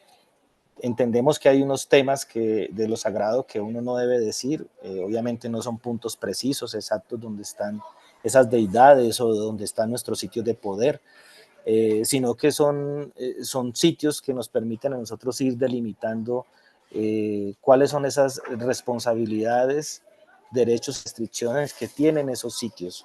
En Colombia, por ejemplo, hoy día se está dando la discusión sobre el sistema de administración del territorio, y ese sistema de administración del territorio nos lleva a pensarnos cuáles son esas responsabilidades, restricciones y, y derechos que tienen todos los territorios. Entonces, los páramos tienen unos derechos, los ríos tienen unos derechos, los territorios indígenas tienen unos derechos, tienen unas restricciones, unas responsabilidades, y cómo hacemos para que no se sobrepongan unos a los otros, digamos, violentando nuestra cultura o nuestra identidad o nuestros derechos territoriales. Hacia allá es que vamos. Eh, y bueno, yo creo que voy cerrando allí a ver si entramos al componente de preguntas. Son muchas cosas, ¿no? Yo les pido excusas de verdad por no haber preparado seguramente un tanto más esta conversación, y pues los insto a que nos sigamos encontrando, a que sigamos hablando, y si requieren de nuestra colaboración, cuenten siempre con ella para avanzar en el ejercicio de nuestra identidad y de nuestro afianzamiento territorial. Muchas gracias. Muchas gracias, Wilson. Sinceramente nos has ilustrado de lo que es el caso de Colombia. A mí me queda clarísimo cómo esa apropiación, ¿no? Que están haciendo y en ese proceso que también ha sido largo. Yo lo que veo en los dos casos es lo interesante de lo largo que ha sido y cómo el Estado también ha permitido, ¿no? El que haya sido de esta manera para que el Estado y sobre todo esas coordinaciones o esas exigencias que han hecho al Estado para que se dé claramente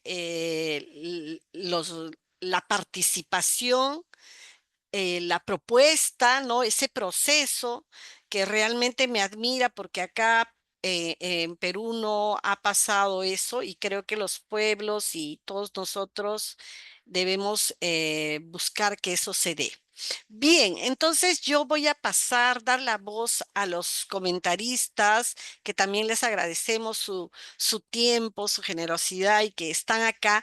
Son representantes de muchas organizaciones con las que trabajamos y son de pueblos indígenas también. Voy a dar 5 minutos a cada persona. Primero voy a leer quiénes son y luego voy a ir llamándolas.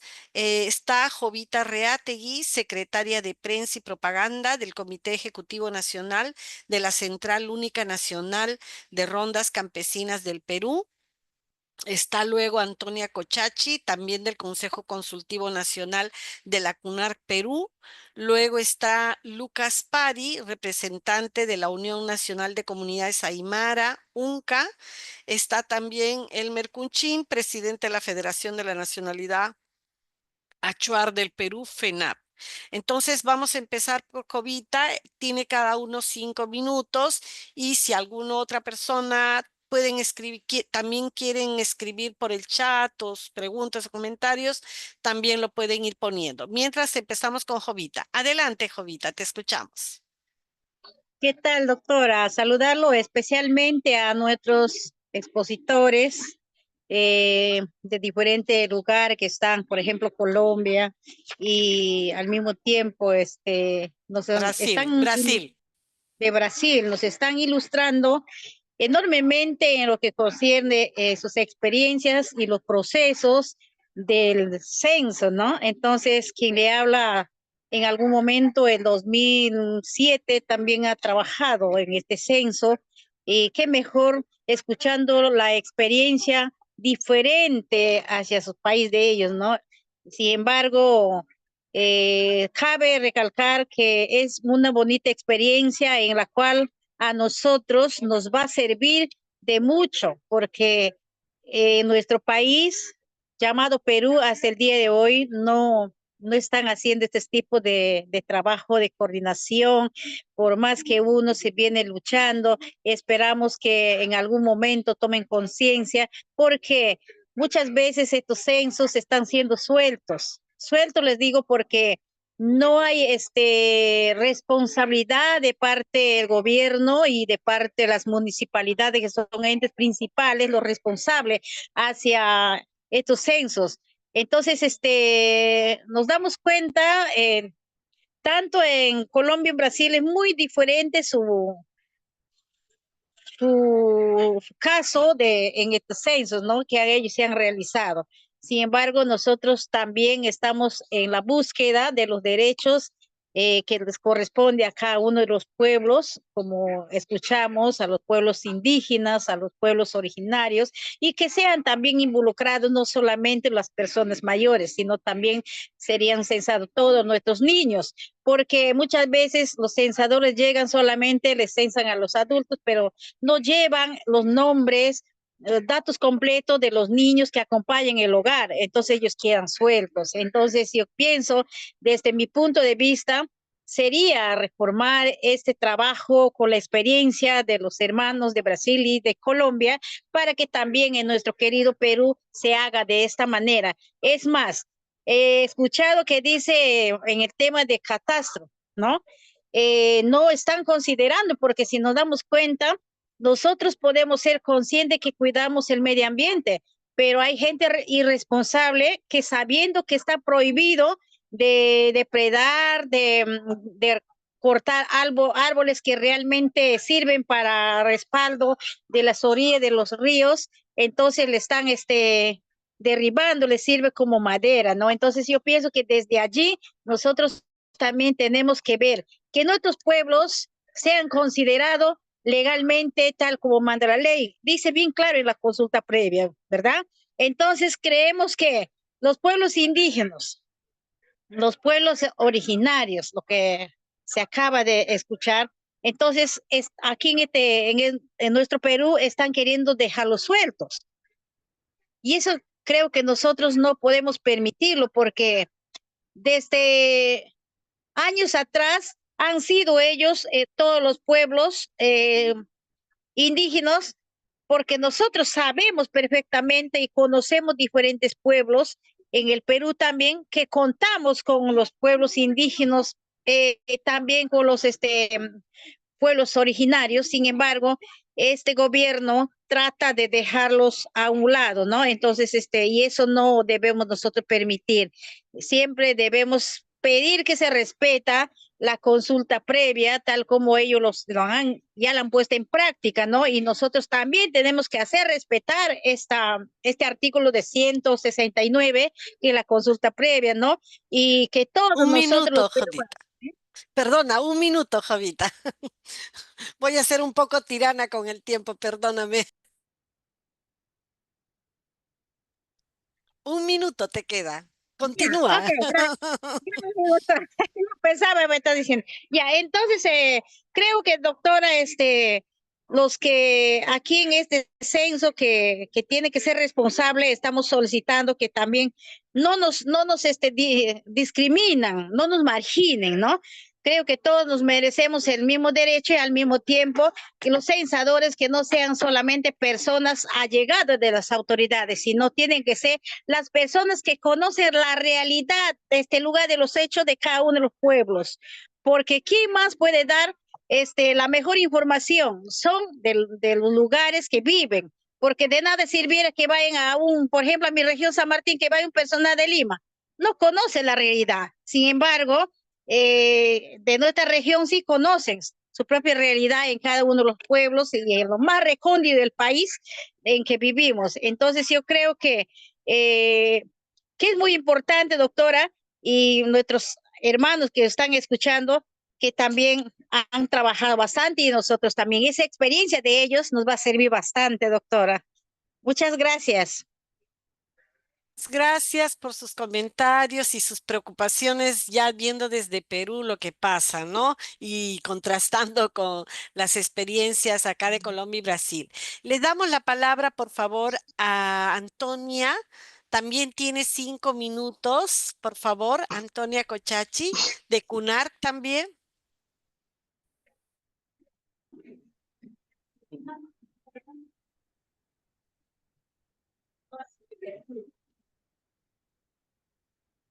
Sí, ¿me escuchan?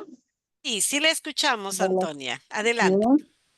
Sí, gracias, el Instituto Internacional de Derecho y Sociedad. Muchísimas gracias a la doctora Marta Antunes de Brasil, al señor Wilson Herrera de Colombia, por todas las experiencias que nos han transmitido. Para nosotros, como CUNARC, es clave tener todas estas informaciones, porque lo que nosotros como CUNARC pedimos que lo que se debe reflejar en el censo es la actualización realista del país, sin datos desagregados por grupo étnico, que no se pueden diseñar en políticas efectivas. También pedimos la visibilización de los pueblos indígenas originarios, que están sin registro, no existen para el Estado. También que tengan en consideración el reconocimiento cultural y lingüístico, que el censo debe de reflejar la diversidad real del Perú. Como CUNAR, que somos una organización de descendientes de pueblos originarios, que el impacto de la pandemia del COVID-19, de alta mortalidad entre sabios y sabias, portadores del conocimiento ancestral, pues también nos ha afectado como pueblos indígenas originarios. También nos afecta pues la ausencia del Estado. Los pueblos quedaron expuestos sin acceso a salud, ni a comunicación, ni ayuda. Y en estos momentos, como pueblos indígenas originarios, enfrentamos economías ilegales, como en los pueblos altoandinos. Yo provengo de la Sierra Liberteña, donde pues nuestros pueblos han quedado expuestos a la minería ilegal. Y eso afecta a los territorios, la salud, la cohesión social. También nosotros como pueblos indígenas originarios no tenemos acceso a la salud, ni a la comunicación, ni a la ayuda del Estado. En temas de comunicación, pues también estamos nosotros pues sufriendo todas esas penurias de las carreteras. Es como que el Estado nos tiene olvidados. Creo que este censo debe de reflejar la diversidad real del Perú, teniendo en cuenta nuestra identificación étnica.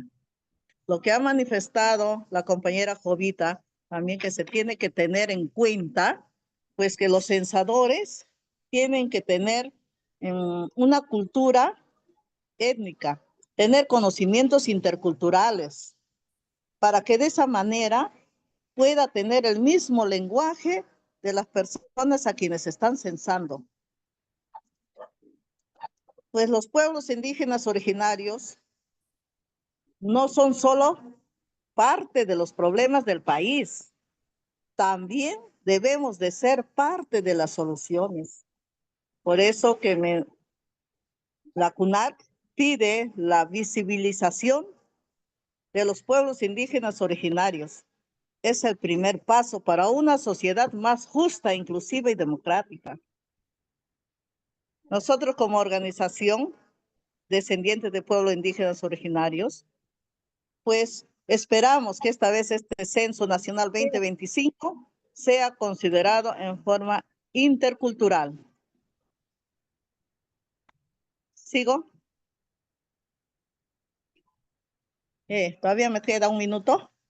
Sí, le queda un minuto todavía. Ahora Adelante, también, adelante. ahora también digo que el censo debe de incluir a los pueblos indígenas originarios, porque los actores políticos rechazan la identificación étnica, queriendo imponer una visión que no existe, una visión homogénea en nuestro país. Eso ignora, pues, una realidad que en sí nosotros lo vivimos en aquellos pueblos indígenas, originarios, en aquellos pueblos altoandinos, en aquellos pueblos que sí están muy distantes de los poderes del Estado, pues esta exclusión se reproduce siglos tras siglos. El reconocimiento de nosotros como pueblos indígenas originarios no significa división, no, no, no. Es equidad, es justicia, es la llegada, la eficiencia en la gestión del Estado. El Censo Nacional es para decirle al mundo entero cómo estamos, dónde estamos y cómo somos nosotros los pueblos indígenas originarios. Ese es el sentir también de nosotros como equipo del Consejo Consultivo de la CUNARC. Muchas gracias, señora Antonia Cochachi. Muchas gracias, representante de la CUNARC. Ahora vamos a dar paso, por favor, a Lucas Pari el, de la, ay, perdón, del- de la Unión Nacional de Comunidades Aymaras. Adelante, por favor, Lucas, 5 minutos. Yuspagara, Kamisaki, Kamisaraki, Humanakaru, Arunt Anishma Aymara Arut, Humanakaru. Hayal Yataptam. Bueno, les he dicho, hermanos y hermanas, les saludos en Aymara. Les he dicho, Hayaya, vivas para ustedes, ¿no? Ese es el saludo en Aymara. Y creo que es importante siempre también hablar nuestro idioma. Ya nosotros somos Aymaras y quien habla es representante miembro directivo de Unión Nacional de Comunidades Aymaras UNCA. Ustedes conocen al hermano Isidro, él está muy ocupado, no tiene conectividad también, ¿no? Es un problema que tenemos. Si todos hablaran Aymara, yo sé que en Aymara yo hablaría todita, ¿no? No hablaría en castellano, porque nosotros aquí los Aymaras, un poco indignados de las lenguas que nos impusieron, ¿no? Y lamentablemente esto la tenemos que decir, no estamos resentidos, sino que después de los masacres del año 2023, del 9 de enero en Juliaca, el masacre ha sido fuerte. Entonces, nosotros desde ese día un poco indignados de que la colonia es muy cruel, entonces los colonizadores son muy crueles y nosotros acá ahora tratando de organizarnos, ¿no? Las comunidades campesinas están tratando de organizarse, un poco complicado, pero se vienen organizando de manera más, que le digo, más responsable, ¿no? Por ejemplo, yo quiero comentar de una comunidad campesina, voy a mencionar Carancas, del distrito de Saguadero, ya es una comunidad que ha entendido la gobernanza natural, por ejemplo, y la normativa que lo han acogido es el convenio 169 y también la Constitución Política del Estado peruano, el artículo 149, como también el artículo 89, o artículo 149, 89, ambos artículos han sido los que han hecho despertar a los hermanos, en donde que ellos han tomado, ¿no? Por unanimidad la comunidad, ya entrar, por ejemplo, en cuanto a la justicia comunal especial, ¿no? Ellos ya se han estructurado, se han organizado, lo manejan muy bien la justicia especial o justicia comunal. Ellos ya no permiten que la justicia ordinaria pueda ingresar a esa comunidad, sino la misma comunidad ya administra justicia, ¿no? Así tal como faculta la Constitución. Esa es una bonita experiencia de esa comunidad campesina Carancas y ahora está viniendo otras comunidades como la comunidad Cume también de Desaguadero, ahora vienen otras comunidades, ¿no? Y como también recientemente también hay otras comunidades en Cepita, ya van tomando fuerza, ¿no? En organizarse o reorganizarse y poniendo en práctica las leyes, los derechos internacionales que les asiste a ellos, ¿no? Y nosotros como Unión Nacional de Comunidades Aymaras eh, tratamos de orientar, ¿no? Y ellos lo hacen de manera muy responsable. Y son casos que podemos comentar a los que han expuesto, ¿no? Esperamos que sus exposiciones sean reales también, pero nosotros aquí los aymaras sí lo hablamos lo que es real, ¿no? Entonces, bueno, ese es por un lado.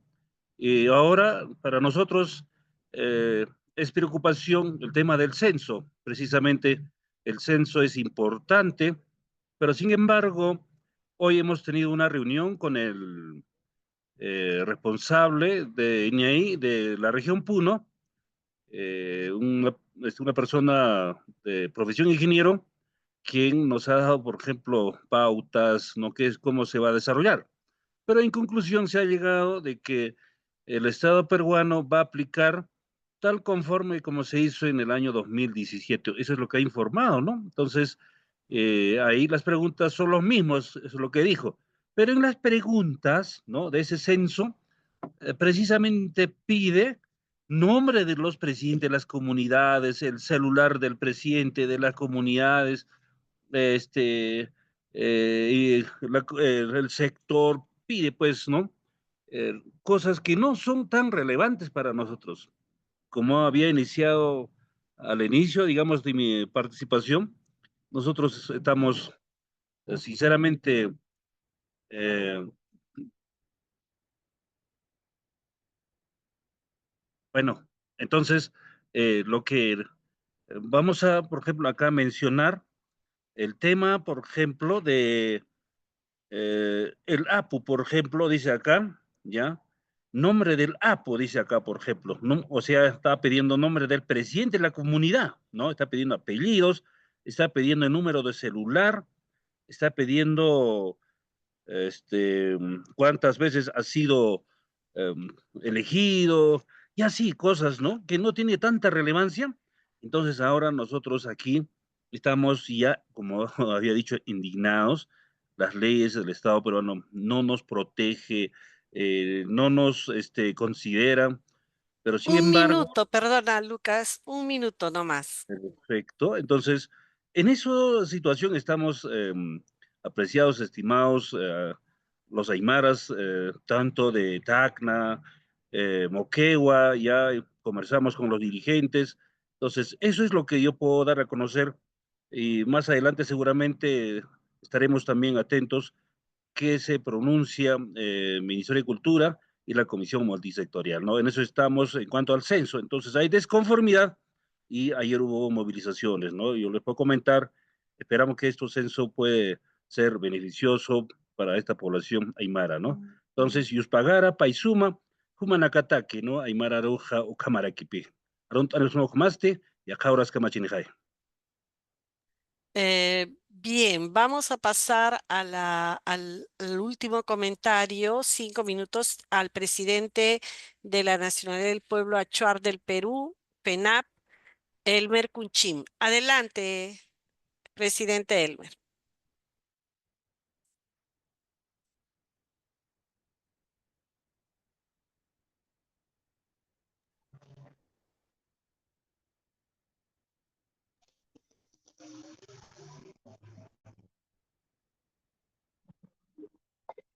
Buenas tardes. Muy buenas tardes. Muy bien. Desde acá saludo del pueblo Achuar del Perú. No, es muy importante el censo nacional. Bueno, el censo nacional es la responsabilidad del Estado. Entonces nosotros como pueblos originarios tenemos que estar registrados, reconocidos ante el Estado. Por lo tanto, a veces demanda del mismo Lima de que no conocen la realidad del pueblo, ¿no? Entonces nosotros queremos que sea mismo del pueblo achuar, ¿no? Que sean capacitados para que ellos mismos puedan hacer el censo, ¿no? Entonces, porque a veces viene del Estado, nos dice de que solamente hay comunidades focalizadas, solamente a ellos nomás registran. El pueblo achuar nosotros tenemos 65 comunidades, ¿no? Entonces, eso queremos que sea reconocido, registrado a nivel nacional, ¿no? Entonces, el censo es nuestro derecho, ¿no?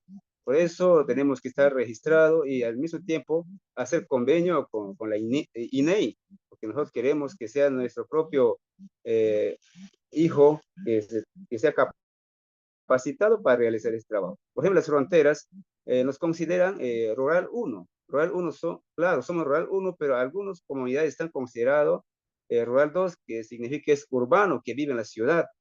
Entonces, eso nosotros no aceptamos porque nosotros somos de la frontera y somos indígenas, por lo tanto tenemos que registrar así como vivimos, ¿no? La población, todo esos bosques que estamos en las fronteras. Eso nada más, bueno, yo llegué un poco tarde porque estaba en otras reuniones presenciales, entonces más bien considerarnos que sea censo que realiza a todas las comunidades y que sea del mismo pueblo.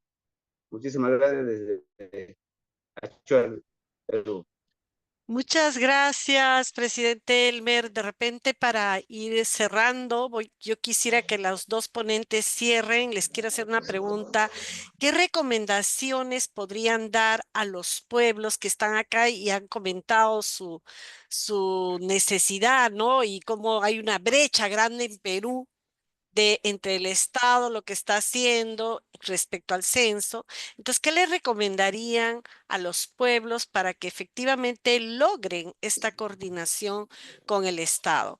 ¿Qué le tienen, cómo tienen que llegar a él, cómo se tienen que organizar también entre todos para que se logre la meta de una buena coordinación con el Estado y logren participar, como ha sido la experiencia que nos han contado tanto en Brasil como en Colombia? Entonces, doy la palabra no lo veo a Wilson, creo que ha salido. Ah, no, sí está. Wilson y luego Marta, terminamos contigo, ¿está bien? Para un poquito invertir. Wilson, primero te damos la palabra a ti. Cada uno Bueno, tiene como unos 5 minutitos también. bueno, yo creo que lo más importante es que nuestras organizaciones hermanas indígenas de Perú pues tengan conciencia de la importancia de la información eh, para la toma de decisiones. Lo importante que es que empiecen a formar a sus propios compañeros indígenas, ojalá los jóvenes, en temas relacionados con la demografía, con la estadística y también con la ingeniería catastral. Es muy importante tener cuadros indígenas, políticos claros y técnicos en estos temas. En el caso de Colombia, de la Organización Nacional Indígena de Colombia, yo soy fruto de ese ejercicio de formación académica acompañado por la CEPAL. Debo agradecerle inmensamente a Fabiana del Popolo que logró becarme y llevarme a Chile a estudiar estos temas en profundidad de la demografía. Y es a partir de los procesos de formación, de organización, que se puede, digamos, avanzar y dar discusiones, digamos, en los términos del mundo de afuera, pero siempre con el corazón en el mundo de adentro, pensando en el bienestar de nuestras poblaciones. También implica en el mediano plazo configurar equipos permanentes. Estos temas son temas que no pueden ser, son temas misionales de las organizaciones. No puede ser que un día unas personas estén llevando el tema y luego cambia a otro y a otro y a otro, porque es necesario darle continuidad a los procesos de manejo de la información y lograr, digamos, alcanzar altos estándares como los que nosotros estamos teniendo en este momento.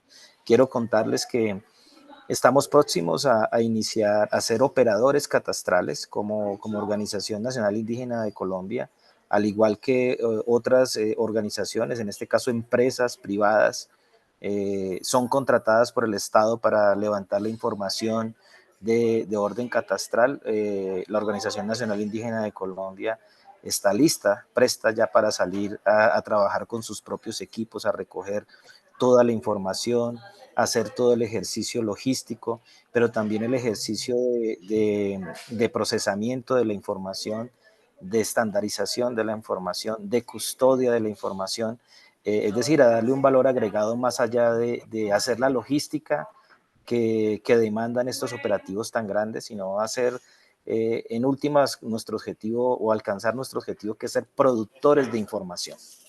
Entonces, ser productores de información es muy importante, al punto de que el año pasado nosotros logramos que el presidente actual firmara un decreto donde queda muy claro que las estadísticas construidas por los pueblos indígenas, en este caso nuestros censos propios, son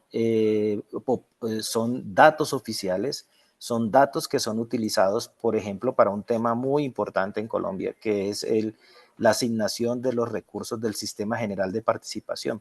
Es decir, los recursos que le llegan a los territorios indígenas, a la población indígena, para salud, educación, agua potable y saneamiento básico. Entonces, nuestros datos propios ya van a empezar a ser utilizados para decir cuántos recursos son los que les tienen que llegar a las poblaciones indígenas, y no solo los datos que produce el mismo Estado, como los INES o los institutos de estadística, sino que nuestros datos también son datos oficiales, a la luz de que son nuestras autoridades indígenas las que administran el territorio y digamos, mandatan dentro del territorio. Entonces es un proceso, no es fácil, les cuento que hemos sufrido, llorado y deseado, pero toda esa experiencia, de verdad, de la manera más humilde y más tranquila, cuando sea necesario, cuando ustedes gusten, estamos dispuestos a trabajar con ustedes, con un equipo altamente profesional que tenemos. Muchas gracias. Muchas gracias, Wilson, por habernos compartido la experiencia, por tu ofrecimiento, que ya me imagino acá los pueblos te llamarán. Tomamos tu palabra. Y le doy la palabra a Marta para que nos comente también sus recomendaciones. Es importante mencionar que acá en Brasil la presión de las organizaciones sociales indígenas ha empezado en 1988, ¿no? Entonces, cuando la Constitución fue aprobada, con el soporte de la Asociación Académica que trabaja con la demografía, ¿no? Entonces, dialogando un poco con Wilson, esa conexión entre la academia, la demografía y los pueblos se ha logrado a un punto que el IBGE se ha quedado se ha quedado con la necesidad de atender a la gente, ¿no? Entonces se atendió sin hacer una consulta previa, nada, pero si quiere contar a los indígenas, los inserimos donde ya estuvieron, que es la pregunta de color o raza. Pero para los otros pueblos, ¿no? Para los quilombolas y también para los pueblos de comunidades tradicionales, además de esos, ellos no han logrado fácilmente se quedar en el censo. Entonces es importante mencionar que fue un decreto de 2016 cuando los pueblos tradicionales intentaron adentrar el censo agropecuario acá en Brasil y les fue negado. eh, a través del gobierno que estaba en ejercicio, se ha hecho un decreto que ha reconocido los pueblos, los 28 pueblos acá en Brasil, pero también ha designado al IBGE la necesidad de hacer censos y pesquisas que retraten a esos pueblos. Ahí nace el trabajo adentro del IBGE, se crea un grupo de trabajo y ahí cuando empezamos a hacerlo, nosotros que somos técnicos que conocen la temática, conocen el convenio 69, hemos enfrentado alguna resistencia dentro del instituto sobre la consulta. ¿Por qué? Porque la gente es muy técnica y el censo es muy complejo. Y hacer las preguntas no es simple. Hay un monte de padronización, metodología, orientaciones internacionales. Entonces, había un mito de que los indígenas, los quilombolas, los tradicionales, no iban a lograr comprender lo que nosotros estábamos preguntando y quisiera quedar como algo muy poco productivo. Entonces fue muy educativo mostrarle a nuestros directores, nuestros coordinadores, que cuando ustedes reúnen los técnicos gubernamentales que hacen la política, los representantes indígenas, quilombolas, afro, los pueblos, como lo llamemos, y nosotros técnicos hacemos un trabajo de traducción de la estadística, de la geografía oficial, para cómo que eso se pasa en el pequeñito, en el cotidiano, en la llegada a la comunidad, en la conversa con la gente, en la aplicación de las preguntas, cómo lo tratamos antes, cómo los hacemos después. Entonces, esa etapa de la consulta, que es la información, es muy demandante del Instituto de Estadística. Entonces, nosotros tenemos una antropóloga en el instituto, que soy yo, y un geógrafo que nos hemos juntado y feito esa mediación. Entonces, me parece que también el trabajo de Fabiana del Popolo a través de la CELA es muy importante de apoyar los institutos que quieren hacerlo, pero también hay una agencia de las Naciones Unidas ahí para las organizaciones, que es el UNFPA, que es el Fondo de Población para las Naciones Unidas, que ha apoyado a nosotros en el sentido de actuar como observador internacional y dar la validad al INE de decirle, no, es un proceso que pasa en Colombia, es un proceso que pasa en otros países, que se puede hacer acá en Brasil. Es importante, nosotros vamos a pagarlo. Si el problema es que no hay presupuesto para eso. Entonces, nosotros tuvimos esa conjuntura. La gente, como dice Wilson, muy seguro de que quería estar en el censo, con muy seguridad queremos estar, es importante, queremos saber cuántos somos, dónde estamos y cómo vivimos, pero también del instituto tener no solamente técnicos capaces de hacer la traducción, pero también el soporte de las instituciones internacionales de la ONU diciéndoles, eso es importante, así se está haciendo en otros países, así le dice el convenio. Entonces, cuando llegas en todo eso junto, es capaz de ver la importancia que es. Y traer nuestros jefes, directores, coordinadores del censo como un todo para las consultas fue muy importante porque al mismo tiempo los capacitamos y les mostramos que muchas soluciones han salido de los propios indígenas, de los propios quilombolas. Entonces, cuando miras al censo brasileño, tenemos casi 5% de no respuesta afuera de los territorios indígenas y quilombolas. Adentro tenemos menos de 2% de no respuesta. Entonces, cuando haces junto, haces mejor. Y para todos se quedó muy claro. Jovita y Antonia hablaban de la importancia de los censistas ser de las comunidades. Nosotros tenemos una ley acá que no nos permitía eso, pero siempre que la gente no era indígena, no era quilombola y era censista, nosotros trabajábamos con una persona de la comunidad, como llamamos en Brasil, guía, y le pagábamos una indemnización por el día de trabajo. Entonces, con eso garantizamos lo que Jovita y Antonia nos llamaron la atención, que es la dificultad de la traducción étnica. Entonces, a nivel nacional lo hacíamos nosotros, pero cuando vas a bajarte al local, a la vivienda de la gente, a cara, necesitas entonces de esa traducción. Entonces, a mí me parece muy importante lo que Wilson ha mencionado, saber la importancia, me parece, por las 4 personas que hablaron, que todos están muy seguros que lo quieren. Entonces, eso es muy importante. Y después, crear los apoyos entre los ministerios, entre los técnicos, con las Naciones Unidas, con las asociaciones académicas, para que se cree un sentimiento nacional de la importancia. Acá hicieron una ley, entonces nos instaron a hacerlo, pero son varios los caminos posibles dependiendo del contexto más o menos democrático de cada país. Y gracias por la invitación nuevamente.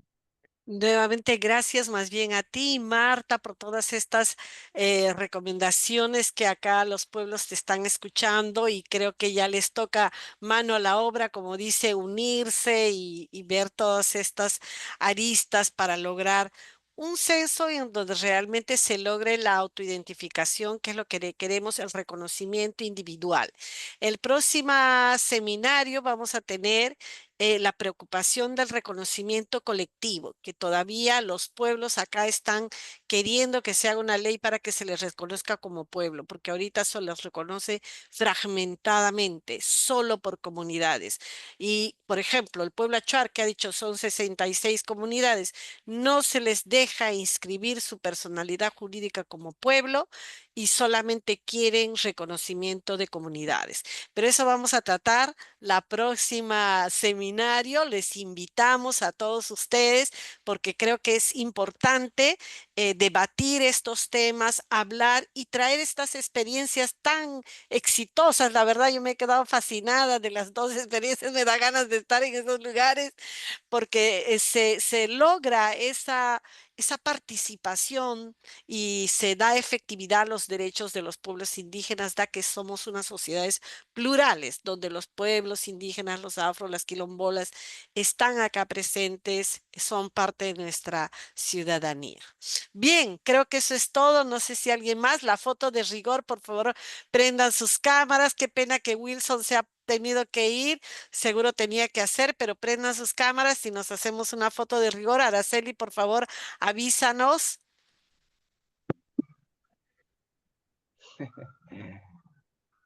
A ver, los que faltan prender su cámara. Listo. Es... Ahí vamos. Hualiqueja. Eso, y Jayaya, falta el Jayaya. Jayaya, Jayaya. Ahí. Ya lo hemos dicho. Jayaya, Ahí para está. ustedes. Eso, Jayaya. Listo. Ya. Gracias, Maciel. Bien, Desde la gran nación. gracias. Desde la gran Gracias. nación Aymara, desde la gran nación Aymara que piensa diferente, no quiere ser esclavo de nadie. Eso es ahorita el sentir. Un aplauso aquí a nuestros ponentes. Gracias, Marta, muchas gracias. Muy bien, los Bien, brasileños. gracias a todos los comentaristas, también a Gracias. Jovita, a Lucas, a Elmer y a Antonia. Un abrazo y gracias, y ya nos estamos viendo la próxima semana con el reto de la reconocimiento de la autoidentificación colectiva. Eso es nuestro Chao, nos propósito. vemos. Chao, chao, chao. Buenas noches. Buenas noches. Qué bueno. Buenas tardes. Ay, qué bueno.